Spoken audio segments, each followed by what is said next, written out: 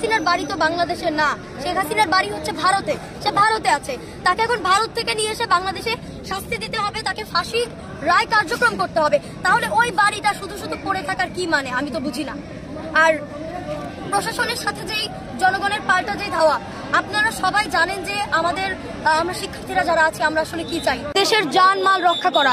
তো আমরা কোনোভাবেই চাইবো না যেন বাংলাদেশে কোনো ধরনের জানমালের ক্ষতি হোক বা কোনো প্রাণহানি হোক। সুতরাং আমরা সকাল থেকে সহ্য করে আছি, আমাদের ভাইয়েরা এখনো চুপচাপ আছে, কেউ কিছু বলছে না। কিন্তু আপনারা আমাদেরকে বাধ্য করবেন না কঠোর থেকে কঠোর হওয়ার জন্য। আমরা 2024 সালের আন্দোলনে 5ই আগস্টের পরে ছাত্র জনতা, কৃষক, শ্রমিক, রিক্সাওয়ালা প্রত্যেকে শেখ হাসিনাকে লাল কার্ড দেখিয়ে দিয়েছে, প্রত্যেকে শেখ হাসিনাকে লাল কার্ড দেখিয়ে দিয়েছে। সুতরাং যাব না।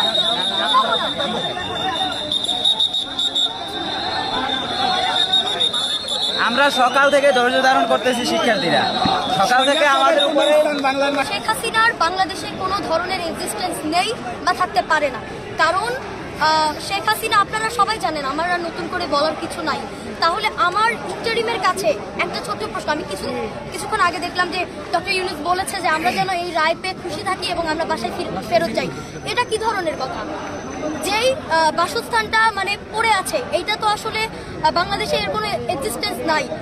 অনেক ছেলে পেলে আছে যারা খাওয়া দাওয়া করে নাই, যারা শুধুমাত্র কতটা বুঝেন যে শেখ হাসিনার প্রতি কতটা ক্ষোভ থাকলে তারা এই কাজ করতে পারে, একজন সরকারের প্রতি কতটা ক্ষোভ থাকলে তারা হচ্ছে